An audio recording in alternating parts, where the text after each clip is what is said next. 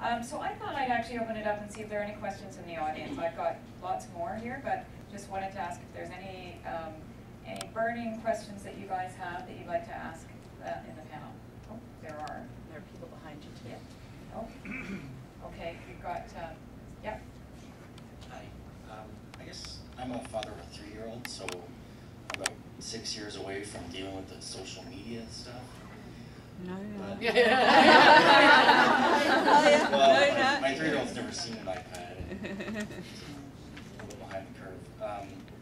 I guess my question is probably best answered by maybe Michael and Jana. I think the internet is a great thing. It offers a lot of positive things, but there's also real potential, I think, particularly with social media, for bullying. Where, like when I went to high school, you might get called names, but it was just one person. Like I can't imagine what it might be like for that person to send it out to 500 people in a second. So I was just wondering if you guys had any personal opinions on that aspect of social media. Right, I think one of the problems with internet is cyberbullying, because back in the days without the internet, the students or teenagers would be bullied, and they'd be bullied at school. But as soon as they get home, that's it. It's over. They're safe in their house, in their room. But now with the internet, it's 24/7 on their phone, at home, when they're eating dinner, when they're sleeping right before bed, anytime, 24/7, they can be bullied. So they're vulnerable completely on the internet. They could be, because of the anonymity, anyone can talk about them. They can be posting any racial comments or any discrimination, anything like that. But I guess the other side of the cyberbullying is there's also lots of inspiration, lots of motivation, lots of hope that can be found on the internet. I was watching this video on YouTube the other day. It was by Joel Burns, a counselor in Texas. He was talking about how he's gay and he was bullied. He just opened up, and how he's telling kids that it does get better. So lots of videos like that, and after that link, I just kept clicking, and I found more and more.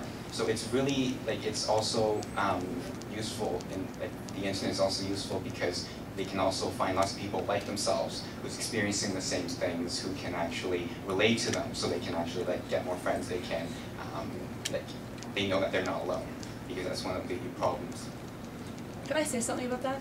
I think it's actually important to remember, I think it's really important for families to have discussions about cyberbullying, but I think it's important that we all remember that, in moving into this new landscape of communication and interaction, that it affects all generations. I mean, cyberbullying happens, trust me, no matter what your age. And I think that when families talk about this, it's important to talk about it not as something that kids do to each other, or just kids do to each other, but it's a question of human beings needing to be as civil to each other in using these new technologies as they are in real life. I think there's a tremendous opportunity for conversations within families and within communities about how this kind of issue applies to everybody, and that etiquette and social values and social decency should apply to everybody, of any age, and that really the question of it applying to teenagers and children, really we should blow that up and expand it to everybody and use it as an opportunity.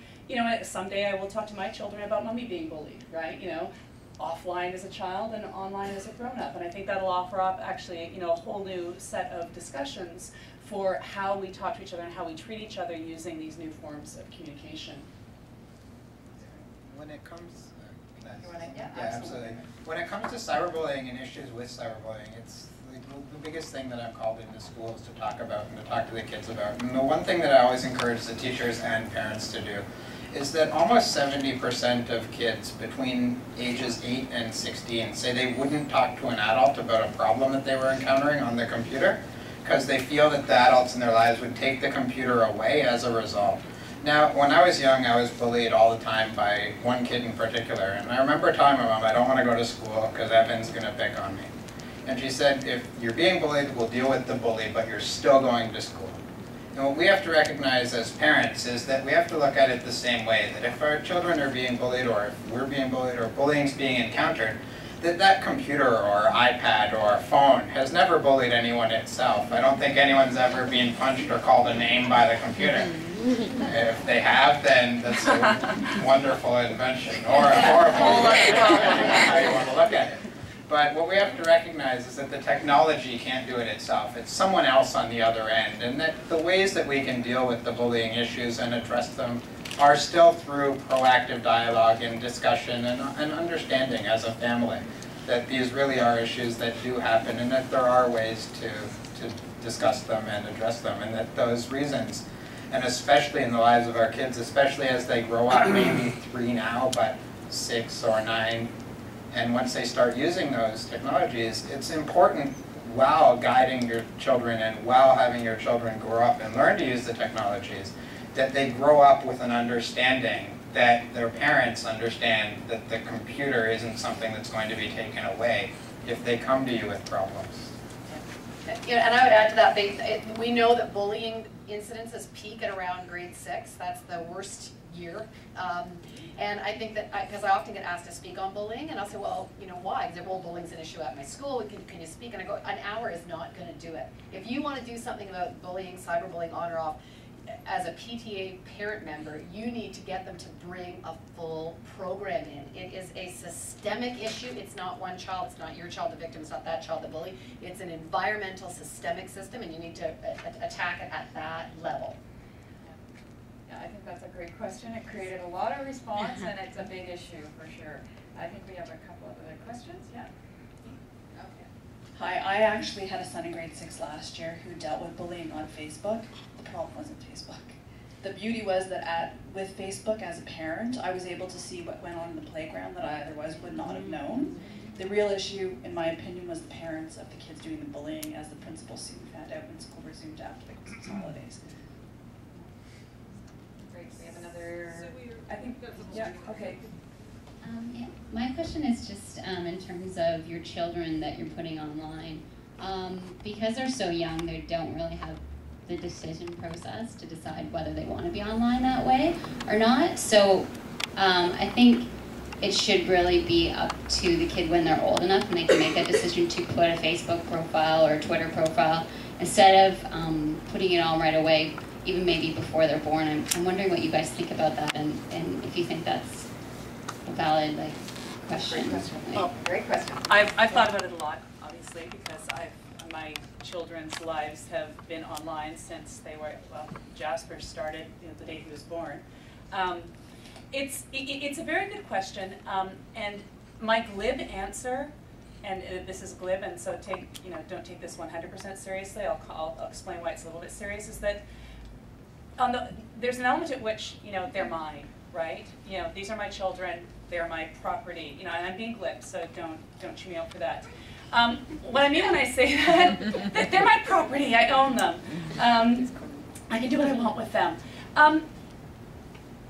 When I tell stories about them online, it's through the lens of my experience of motherhood. I have my singular rule for the blog around boundaries with my family is that if I'm telling anyone's story other than my own, I ask permission. Now, obviously, I can't ask Amelia or Jasper's permission about telling their stories, but when I tell their stories, it's not. I'm not telling a story strictly about them. I'm placing them within the larger context of a story about my motherhood, right? So they're characters in my story is how I look at it. Same rule goes for my husband. He's a character in my story. He appears from time to time. If I'm going to write about him and his story, I need his permission. When I write about my nephew, many of you know I have a nephew who's terminally ill with muscular dystrophy. I get my sister's permission. I talk to Tanner about it. When I'm telling someone else's story, I get permission. My small children are too young to give their permission. And I agree with you that that's something to be morally and ethically reflective about. However, I think that in the bigger picture, it's important that mothers write these stories about their motherhood. I think that if we go with the old and the way it's been through the entirety of human history is for mothers to do their mothering, behind the wall of the private sphere, then we lose this opportunity to share our experiences of motherhood and really bond as a community of mothers, and to really tell the truth about what motherhood is like. If we say, well, we can't talk about how we raise our children, if we can't talk about our children, then a whole realm of discourse is closed off. And I think the potential difficulties, the potentially difficult conversations that we might have to have with our children later, I think it's worth that. I think that as long as we're mindful about how we're telling those stories, as Kyle said, they're good stories. I'm not, I'm pretty You know, I believe, I hope that, you know, when Amelia and Jasper are older, they're going to look back at these stories about their childhood and go, wow, mommy, you know, mom really thought we were interesting, right? You know, that's pretty cool. There's just something I wanted to ask you about. What do you think about Heather Armstrong's recent decision to write less about her older child? What do I think about Heather's recent decision to write less about Lita? I think that it's a good decision. I mean, Lita is older now, and she's able to have conversations, you know, with her mom about her life online.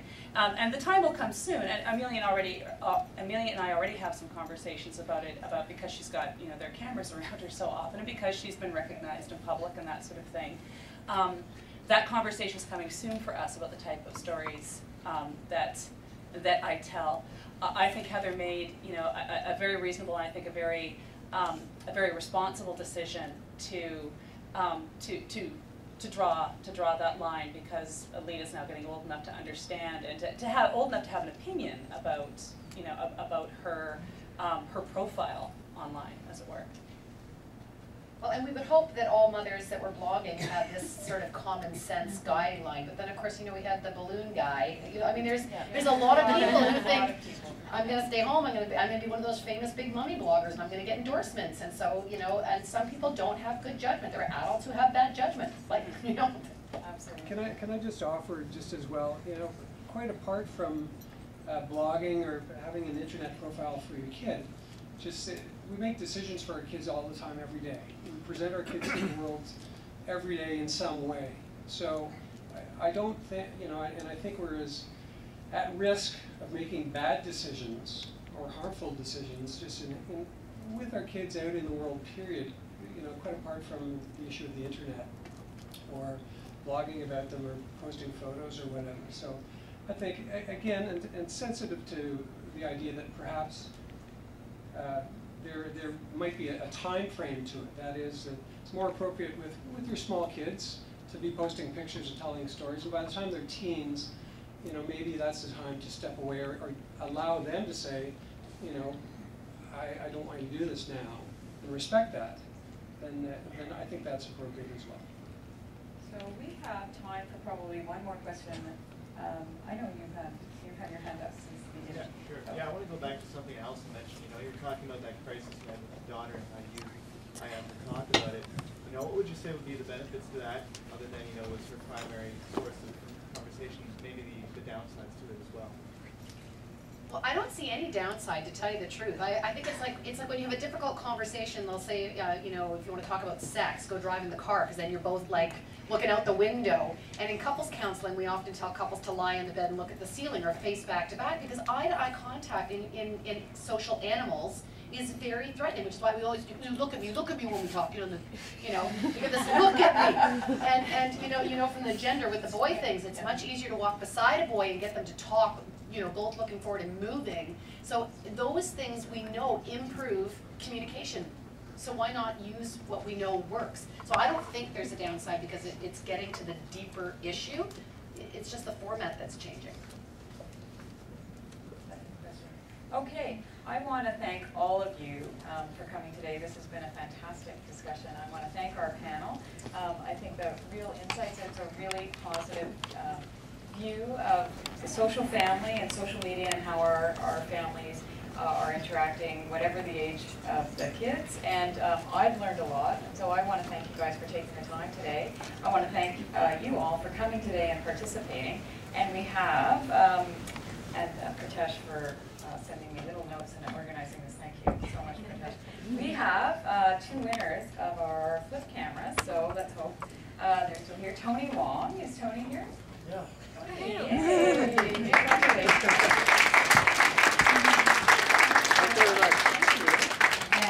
And Carl Schwennebeek. Carl. Here you go. And so thank you Prashesh, thank you to our panel, and thank you for Eli for organizing Social Media Week, and thank you for coming.